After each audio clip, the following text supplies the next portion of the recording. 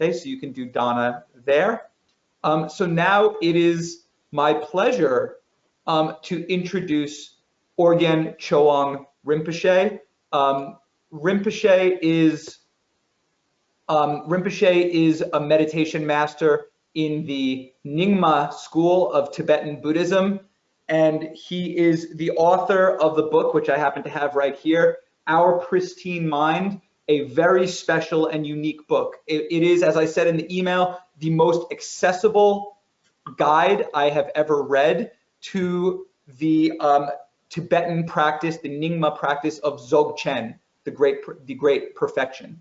I can't recommend the book enough. I just reread it for the second or maybe third time in preparation for this meeting. So now we get to ask Rinpoche questions about practice. So here's how we're going to do it. If you have a question, I've also just been told that we've reached the maximum number of people who can have their webcams on. So if you can't turn your webcam on and you want to, I'm sorry about that.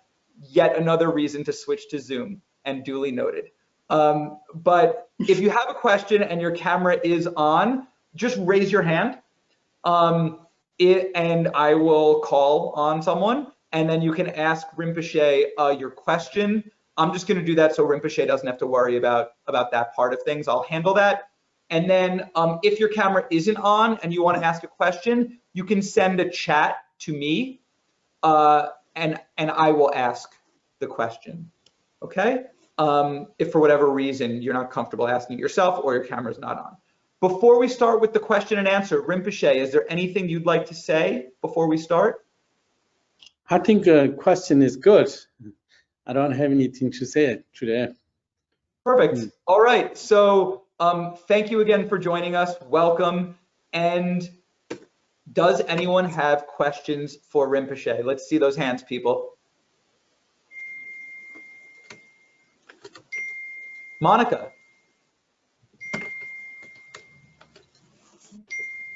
Hey, thank you for teaching us and being here tonight, Rinpoche. My question is about the 100,000 preliminary practices that are common in, I'm not too familiar with the Nyingma tradition, but other lineages within Tibetan Buddhism. And I'm just wondering, do you feel like, do Westerners need to complete those practices in order to attain the pristine mind or the realization of it? Yeah, 100, that's 100,000 is, I think, traditionally done, many years, but the main point is you have the experience, like say, take refuge, you really take refuge sincerely. I think that's good. And then I think that's really purpose. And bodhicitta means you develop the completely attain enlightenment, that kind for our benefit others, that kind of mindset you have, I think that's enough maybe.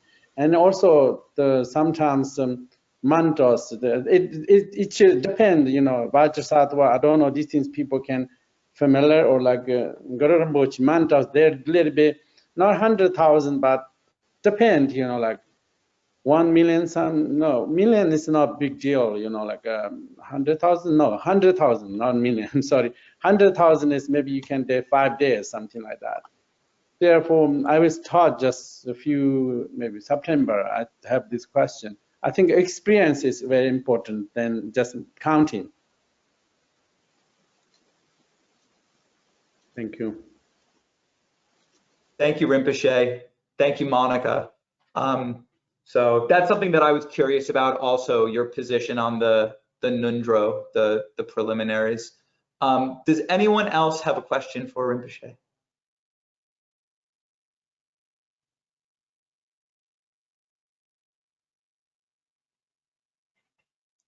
Otherwise, I have many questions for, I see Vincent has a question. Vincent, please go ahead.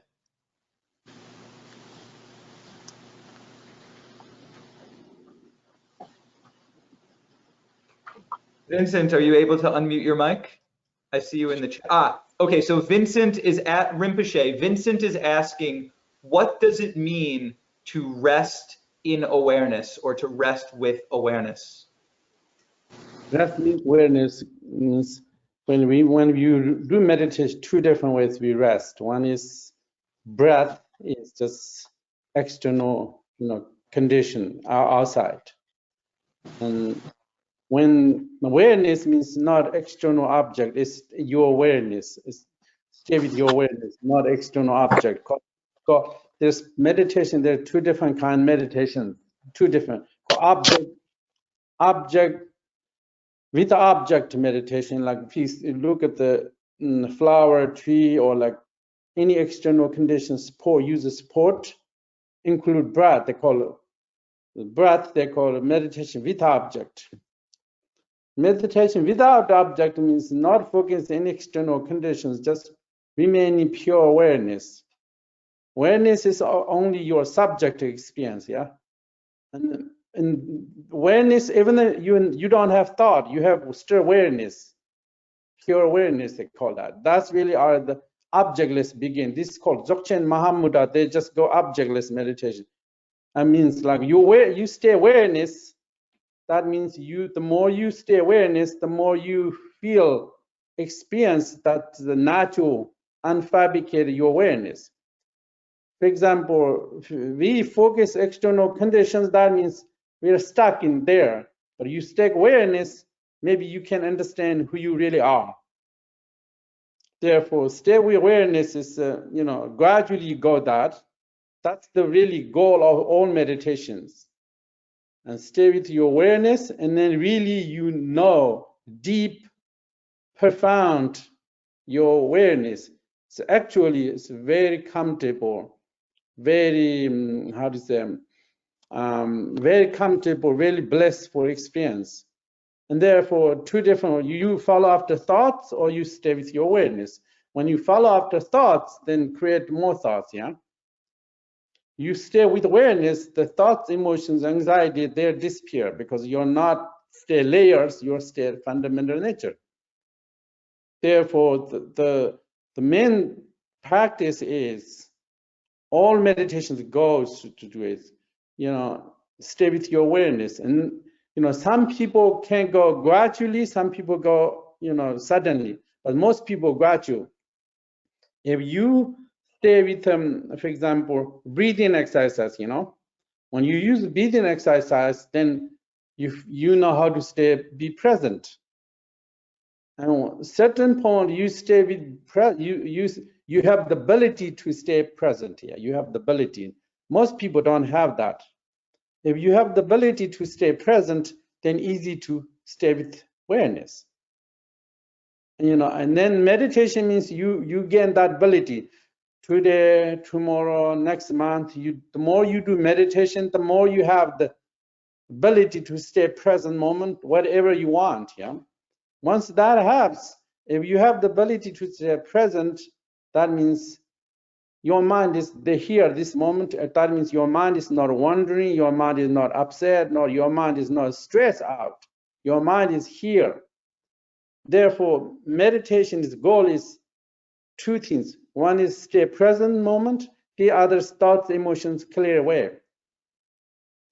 During the meditation, most people, 70% thoughts disappear their mind. 70%. Some people, expert meditators, 100%.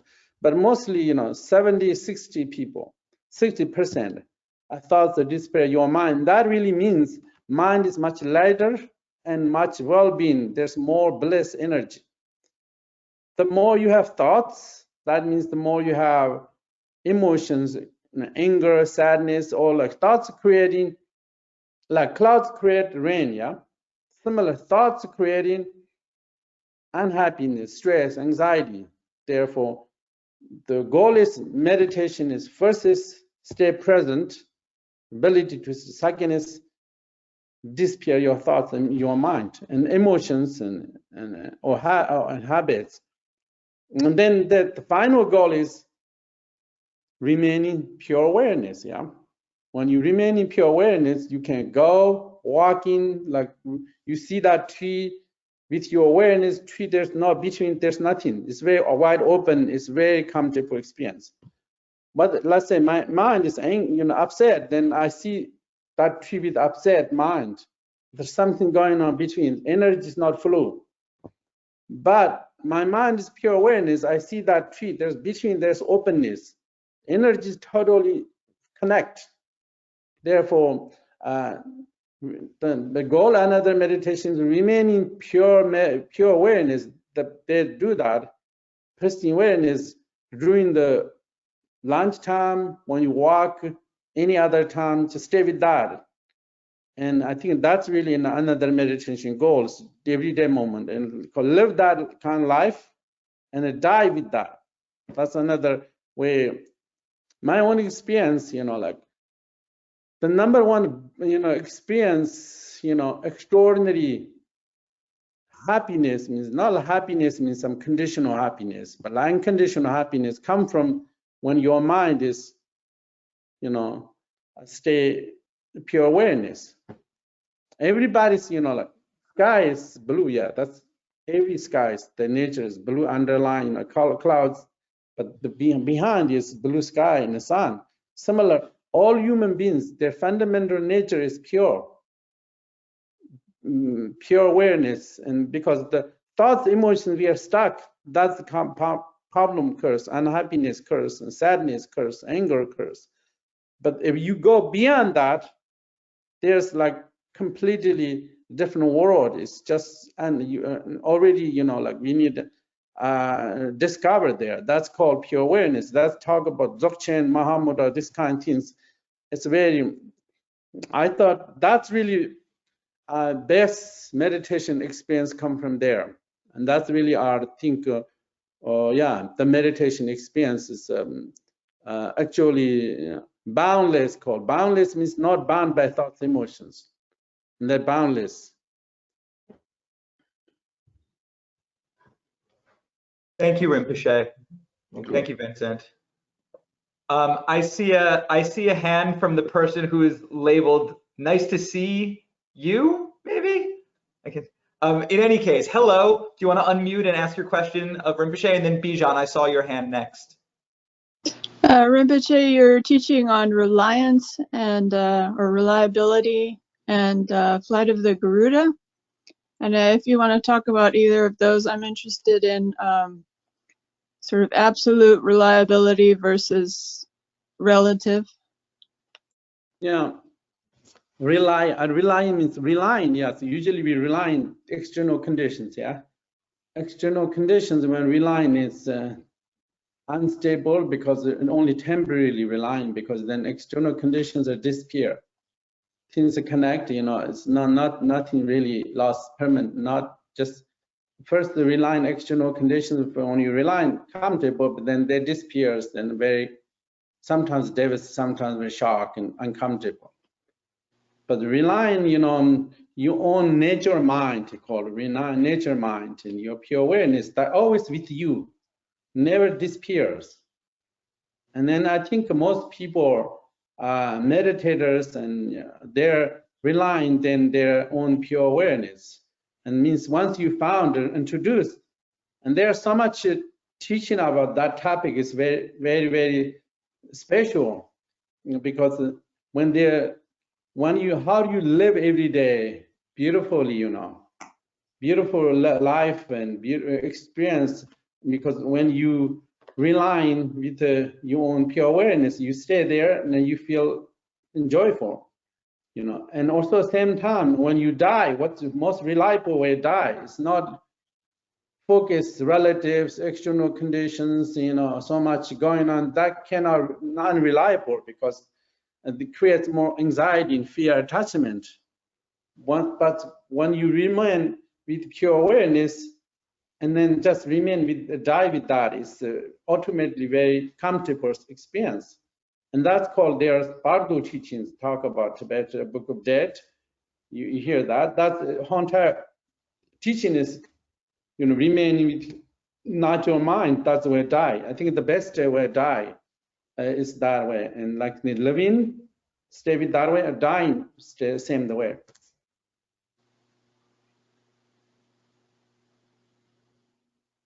Okay. Thank you. Thank you both. Thank you, Rinpoche. Bijan, and then after Bijan, I have a couple questions that were sent to me in the chat. But Bijan, please ask away. Thank you, Rinpoche. I have a question about so when we chase our thoughts and think our thoughts, it feels like in your description, it's a habit that we have developed, that the pure awareness was there before, or it's always there, but we have developed this habit now of always going and chasing after thoughts. And so meditation is a way to break this habit, but are there ways of where did the source of this habit come from? Because I wonder if that's another way to break the habit. If I understand the source of Yes. where this habit of chasing thoughts come from, meditation is one way to break the habit. But if I also understand the source, maybe there. Do you have an idea of what the source is of chasing thoughts The and the source, habit of chasing thoughts? yeah, exactly. The source is the habit is misperception. Sometimes misperception and sometimes ignorance. They call it, misperception, misperceive your fundamental mind, and that really creates thoughts. And that's really, if you accurately perceive in your mind, then just it is. But you perceive, misperceive, your mind. Maybe you think there's no subject object. You perceive a subject object, you and me, and good and bad, and you have many things. Like then appears more thoughts. The more your thoughts appear, the more you draw into that, and then you lost into thoughts. And then at a certain point, you don't know how to come back. Your mothership means like you don't know how to come back the pure awareness. And then many people, like someone is depressed, someone angry, someone's really so many, they're lost into thoughts, emotions. They don't know how to come back pure awareness. And then I think there's one thing is you can really recognize your natural mind. And that really gave you, clear the misperception. And then the more you meditating, slowly, habits are no longer strong. Therefore, I think recognition, they call it, other place, Dzogchen or Mahamudra, they talk about recognition, you are not your mind. Thank you. You're welcome. Thanks, Bijan. Thank you, Rinpoche. So I have a queue of questions here sent to me on the chat, so I will ask for them. So here's one question. It seems like one of the goals of meditation is to realize the pristine nature of mind throughout the day. However, in modern life, it's often difficult to completely ignore thoughts. How do you decide when to pay attention to thoughts or when to return to the pristine mind? Oftentimes, this conflict of deciding will distract me more than the original thought. So that's the question, Rinpoche. That's very easy. For example, like sky. You don't want to be overcast, but a few clouds, no big deal. A few clouds may be good, maybe in the sky, there's cloud, that's cloud. Like when every day, you can say, you remain every day people, pure, like you say, you see the blue sky, yeah? You see the blue sky, but there's a few clouds you can see it, yeah? You see blue sky and there's clouds and not overcast. I mean, similarly, when you stay pure awareness, but there are a few thoughts, necessary thoughts, it's no big deal. Like, oh, I want to go to San Francisco, and your mind is very clear. That thought is not big hindrance. But then emotions, unhappiness, like overcast means like sky is overcast means you cannot see the sky. Yeah. Similarly, when your mind is overcast means you cannot. There's no pure awareness, pristine mind. Just thoughts, emotions take over. You don't want to take over, but therefore when your thoughts, emotions take over, then there's no pure awareness. But every day, modern, we are living, pure awareness here. But you can have, 20 to 30 thoughts you need. And therefore, sometimes better because, for example, I was giving, example. For example, if you have in a house, there's so many junk in your house, it's very hard to find your key or like iPhone, yeah? but your house is clean, a few stuff, then you can easy to find. Similarly, the more the last thoughts you have, the more intelligent you are. The more you can make decision. Therefore, we don't need to necessarily avoid totally thoughts, but we don't want to be overcast. That's what I'm talking about. If there are few thoughts, I think no problem. There's no big, there are no hindrance of pristine awareness. Thank you, Rinpoche. That's quite clear. Thank you. I have a question here asking for your thoughts or your perspective on Drinpa mindfulness in terms of practice from your perspective. Damba is a perspective, what that means, what the question is? The question is just, do you have thoughts? Do you have thoughts on that when it comes to practice? Do you have thoughts on mindfulness and its role in practice? Yeah, I think mindfulness play big role in the beginning. Then mindfulness means like you can understand mindfulness many different ways, many different contact. Ordinary contact, you're walking down, be mindful. There's maybe snakes. You can use that way. It's called mindfulness. Then these days they use mindfulness, just focus, whatever present, and just be observing that. They call that mindfulness. And then Dzogchen, there's mindfulness means just remaining pure awareness is also called mindfulness. Dambi Zimba means, and then mindfulness is bad. But mostly talk about the mindfulness these days people have doing practice. I think that's mindfulness, very basic level meditation practice. And then that's basic, but then you can go beyond. To go beyond is mindfulness, object-based meditation, to focus breath, external conditions, sensations. Then first you do that, your mind is become tranquil, calm, free stress. Then you go more other objectless meditation stuff. That's traditionally done that way. Watching breath is the fundamental beginning they do, but end they go to more deep level meditations. I think that's good beginning the mindfulness. Thank you, Rinpoche. Thank you. I have a question here. What is the difference between Dzogchen and other branches of Buddhism? Yeah, I think Dzogchen is, I think other branches there are many, but Dzogchen is talk about nature and mind. That's really a more nature consciousness, more, more precisely, and also there's experiential practice. That's really alone. Other things, there are many different kind of mantras, yogas, the philosophies, many different things. But I was in Tibet, I think Dzogchen is more direct, I think, more directed. Everybody can understand and also benefit more quickly. I think a little bit more, I think, more practical, I think. I feel more practical. And also that's really, and also practical, and also they call rich enlightenment this lifetime. Thank you, Rinpoche. Here is a question. I'll just read it out. When meditating without an object, and if there is no thought present at a given moment, is that the same as rigpa? And if not, how do we recognize rigpa? I think right. Yeah, sorry. Rigpa is, I think you need a really, not thought don't mean rigpa, but it's you need really starting Dzogchen that really can tell you, I think it's not that easy to answer, it's very, not thought don't mean rigpa, but maybe the rigpa state there's,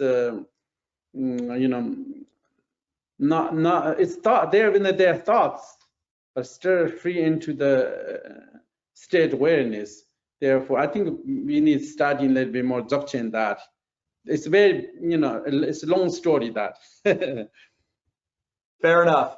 And would you mind, Rinpoche, very briefly, because not everyone here practices in the Tibetan or the Dzogchen tradition. Could you very briefly, we don't have to do the long story, because you're right, it's probably something for another time, but could you just briefly explain, what do you mean, what is rigpa? Rigpa means pristine awareness. Okay, that was a short story. Perfect. Thank you. Let me see if I have, okay, so does anyone, some people who already asked a question have more questions, but before I go back to those folks, does anyone want to does anyone have a question that they'd like to ask who hasn't asked one yet? Eva, please go ahead.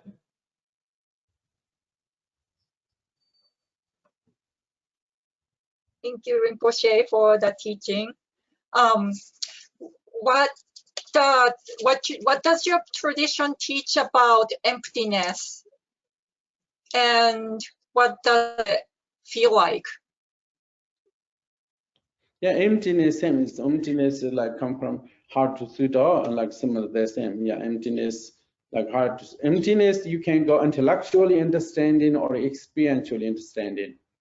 There's two different ways you can understand emptiness. Emptiness is, emptiness is similar and most analyze, and then that's way understanding, like Nagarjuna, like that, and also, and the other is, for example, Dzogchen tradition, for example, you look at when you're meditating, for example, you look at thoughts everywhere. Where's my thoughts? Let's say when you meditate, where's your anger? You could not find anger anywhere, for example. And also that means anger is the empty experience of anger. And for example, and then that's called direct more. And then you searching everything. You know, sometimes I do meditating, I tell everybody, now you look at your anger, that people, no one's angry, then they could not find anger their mind. That means anger is never exists your mind, actually. It's temporary phenomena. There are people think they're somewhere in my mind, actually never exists in your awareness. It's temporary, events. But most people think they don't know there, and not really called the awareness is totally pure, empty. There's empty means that anger is empty by anger or sadness or other emotions. And that look at that directly, and when they look at the natural mind, and then they look at directly, they could not find it. Like searching, they could not find anywhere. And that's called a little bit direct, more experiential. The other is, form is emptiness. Emptiness form means like anything you see here. For example, my table. We appear like table, but actually there's no table. All table is reflection of particles. Reflection of particles, appears table, but they don't have independent reality. Totally just, totally just a reflection. And then we see that misperception. And Tibet, they call it, things are like that. For example, barley flour, you see very distant. There's mountain, you see that there's barley flour. Barley, multiple barley together, almost like carpet. No, actually each barley like this, yeah? But create that oneness. But the oneness is misperception. Actually, there's individual barleys to create that image. Similar, this table is no different than that. But actually, there's no table other than these images together. And they call that is form is emptiness, hard to suit up. Or everything, the emotions are like that, thoughts, emotions, everything are not exist where they appear. They're just mere reflections. That's called emptiness.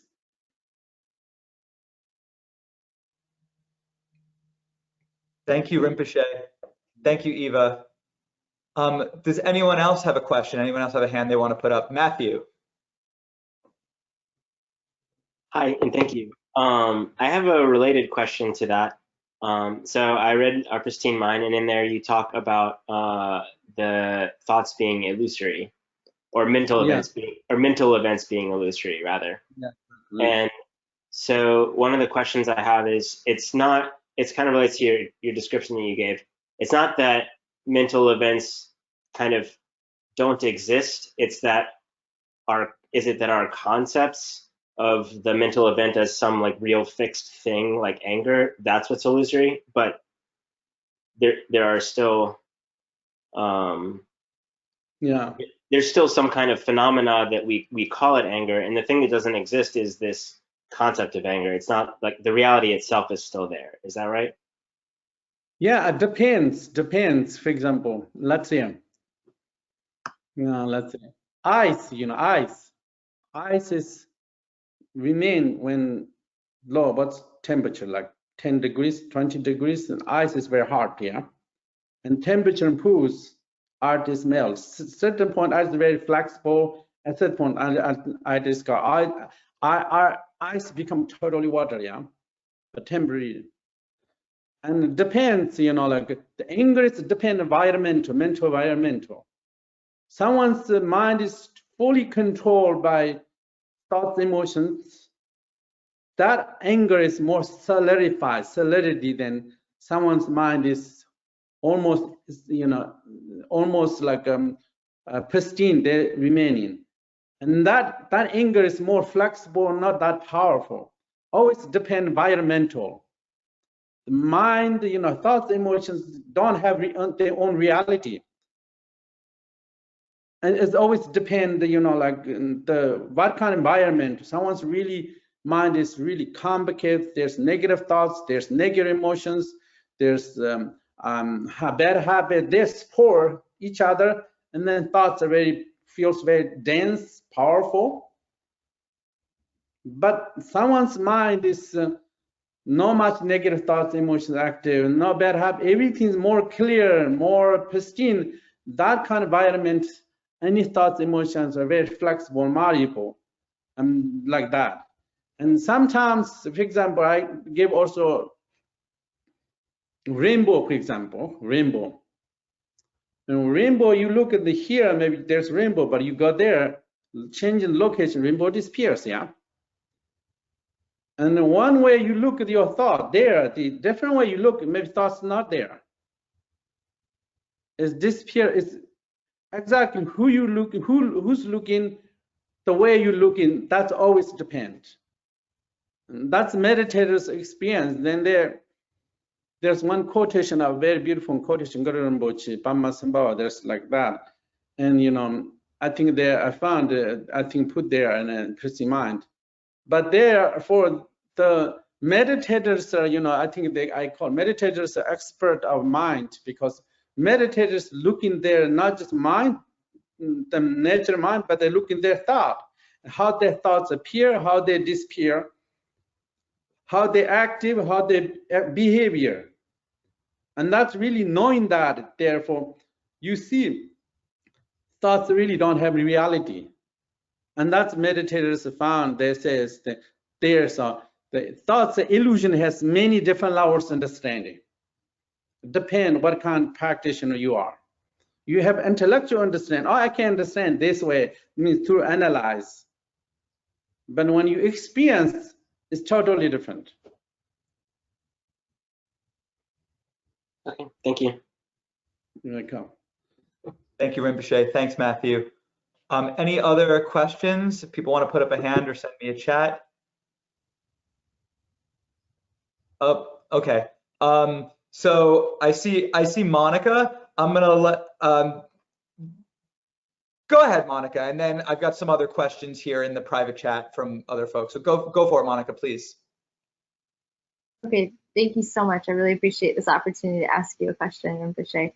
My question is, because everyone has this pristine mind, like we all have access to this pure mind, pure awareness,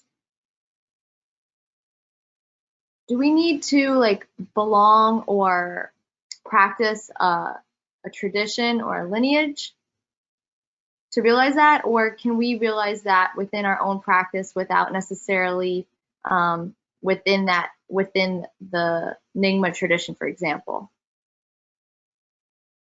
Yeah, I think I think teacher, very experienced teacher is good, and this is number one success. Any success, whether you studying computer or English, or like Dharma, or like Dzogchen, or like any others, you need to have someone experienced teacher, and you starting. That's I think a good condition. Anything you study, anything you learn, and once you have that, then you don't need belonging anything. You can belong, it's okay. You don't need necessarily do it. But people need to have, you know, like and mentors, introductions are anything this world, whether you're studying, when people go there for universities, people going to study science, whether mathematics or any other things, have qualified teacher is really this is number one condition, and that's really talk about it. Because he or she has that experience, gave you what their experience, you know, usually teacher means what teacher's experience you learn. Not just only you rereading that, but reading is different than someone's experience. When you really understand it intellectually, maybe you never know. For example, we talk about today, you know, thoughts are exist, and is, for example, and the teachers have different ways to address that. You know, we can say, oh, thoughts never exist or exist, but there are many different levels, experiences they talk about, why they never exist, and they have their own personal experience. And, you know, how they, when they're meditating, what their thoughts, emotions, their behavior at that moment. And like that, therefore, I think it's very important, you know, it's teacher is important. The studying very beautifully, you know, like profoundly. Yeah, I agree. And one reason why I asked it is because within the online, like pragmatic internet Dharma movement, I haven't been really able to find a Dzogchen teacher or a Mahamudra teacher who has that experience. So I guess also my follow-up is like, how could someone on the internet find someone who they could talk to who could be that teacher? Yeah, which you can connect, and also you think there are so many teachers, you know, biographies, you know, like anything. You just see, well, you just see who is more you like. That there's so many things right now available, and you know, throughout the internet everywhere. Therefore, I think which is more connecting, you know, have good introduction. I think that's good. Therefore, yeah, that's I recommend.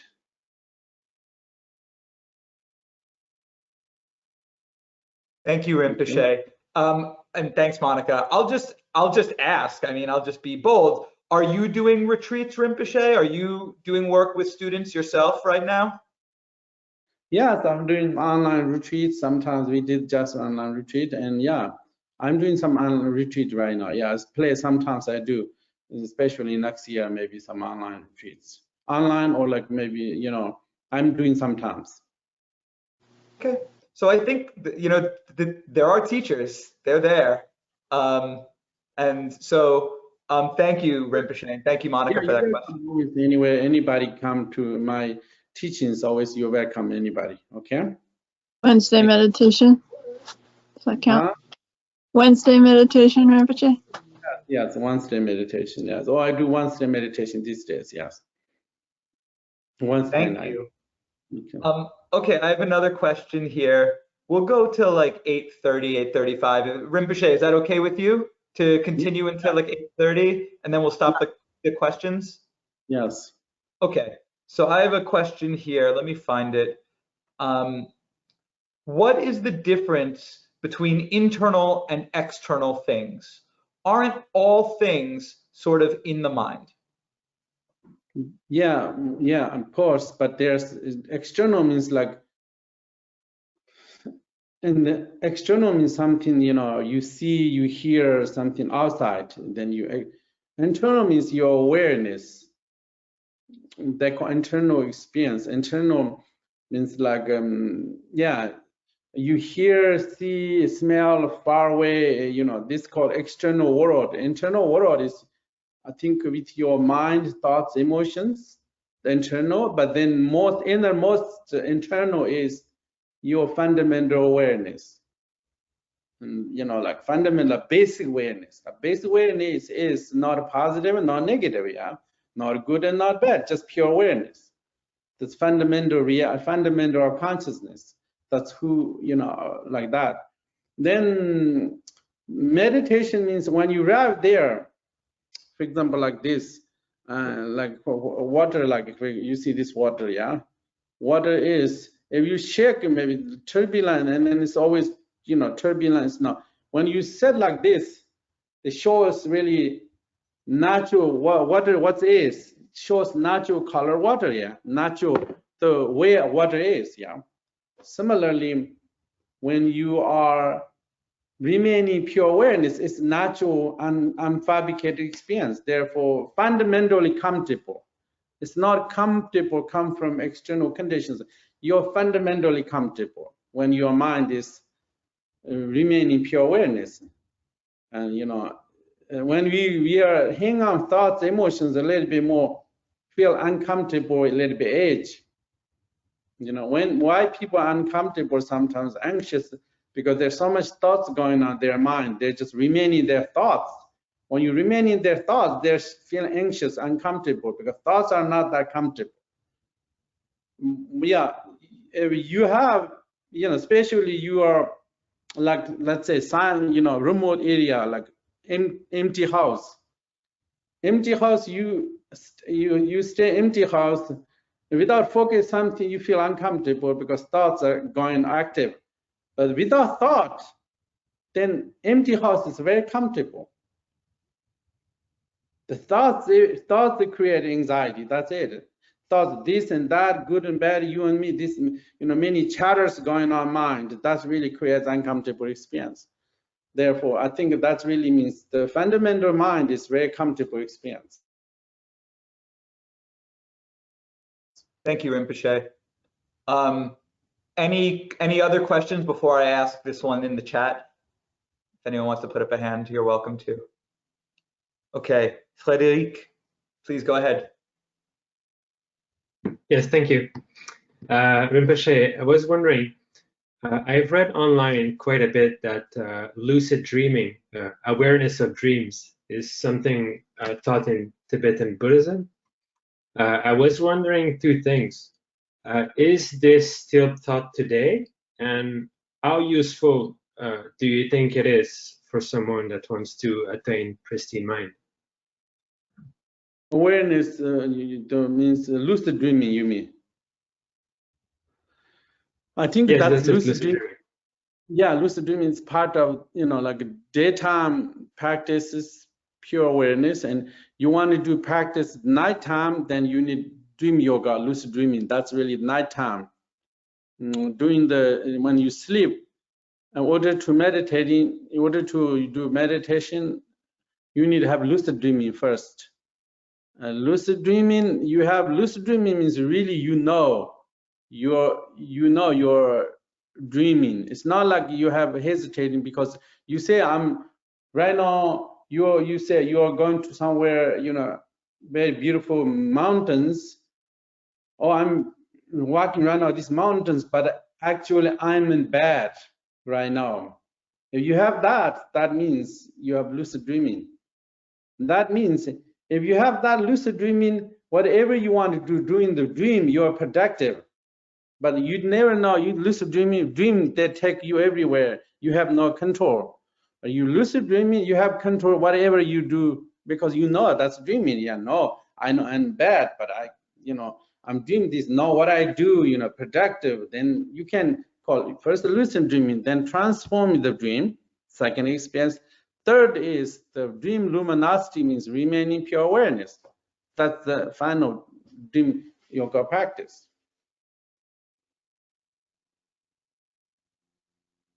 Thank you. You're welcome. Thank you. Thank you, Rinpoche. Any other hands? I have some more questions here, but let me check first. Anyone? Okay. So here is a question. Is it more useful to meditate with eyes open or eyes closed?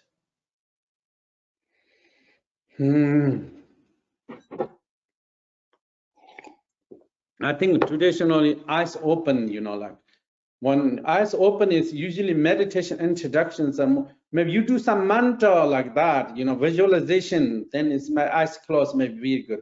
But you like awareness, just meditation is, you know, eye opening. That's traditionally done because eye open is the if you believe you have the sometimes we do, you know, close eyes, but you know, if you do familiar closed eyes, you feel tranquil, but then when you open eyes, still tranquil, or your mind is like this. And then therefore we need to have both. When you open eye, you know, and or close, you need to have ability to stay present moment. So sometimes people tell me, oh, when I, you know, open eye, my meditation is not good. And they says, but I think you do used to. First, you're not used to. A few days try, then later they become more comfortable. Then once you have eye open your meditation, they enjoy that. And therefore, when I do the mantras, I'm doing closed eyes. When I do the like pristine mind or like shamatha or regular meditation, I open eye like this. Open eyes really means just you are just fully present, yeah. And therefore, sometimes it's very hard to not sleep because you open eye like this. Therefore, I think I both recommend it, but I think people need to know how to. You have the ability to when you meditation, make open eye or closed eye. We need to try both, I think. Thank you, Rinpoche. So if anyone has a question, this will be the final question. So this is your last chance. Does anyone have one that they want to ask to close us out on? Bijan.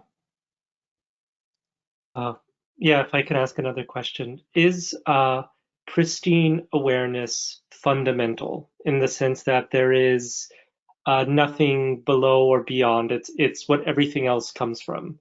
Or are there other things besides pristine awareness? Pristine mind, pristine awareness, I think they're called fundamental, yeah. Fundamental. I think there are more details about sometimes. More details means more experiences, you know, like you can, pristine awareness is just, or like, for example, like say, like US, like similar. There's so many things going on, like Texas and California are similar. Pristine mind is, you know, like awareness is fundamental, but when the more you meditating, you can experience different levels. You can have different levels. The more you, actually, the more you go deep, that means the more you become present, the more you were present. Usually, the more you go thoughts, deep thoughts, the more you not here, the more you lost, yeah. And the other things, the more you remain in pure awareness, the more you become present, more live. There's, I think, pristine awareness many deep dimensions, and also, let's say, someone's really beginning the experience, and then later always there's always progression experience. It's different. It's not one thing flat, you know, oh, just a remaining pure awareness, oh, I can understand. First you got, it's not. Then first it's like that. Maybe first is last thoughts, maybe you see, and the more thoughts that disappear, the more clouds that disappear sky, the more you see the blue sky, yeah? The more thoughts that disappear in your mind, the more you can experience pristine awareness. Therefore, there's such many different level experiences.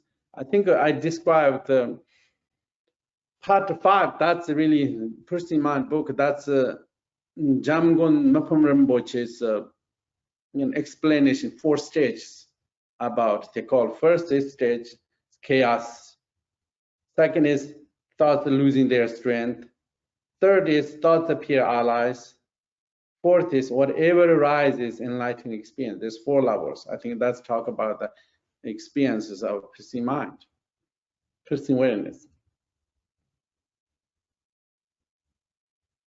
Thank you very much. Welcome. John, you're on mute. Thank you, Matthew. Thank you, Bijan. Thank you, Rinpoche. So I wish we had time for more questions. I see that there are some more questions coming in, but unfortunately, I don't want to keep Rinpoche late. So this is where we're going to end.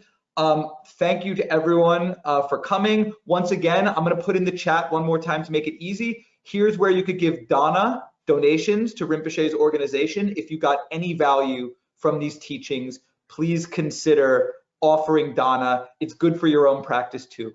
Okay, so there is that. Here is the group chat that we have going all the time on Slack. If you want to join that, there's the link. And then if you want to join us for future events like this, we meet every Thursday. There is the website in the chat. Rinpoche, thank you so much. Thank you for your teachings. Thank you for your wonderful book. Honestly, I don't say this about every Dharma book I have. I really am a fan of this book. I think everyone who has any interest in Dzogchen practice or Tibetan Buddhist practice should get this book, Our Pristine Mind.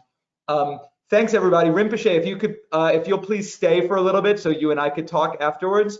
Thank you, everyone, too. Yeah, thank you, thank you, everyone tonight. Nice to meet you for everyone. And thank you.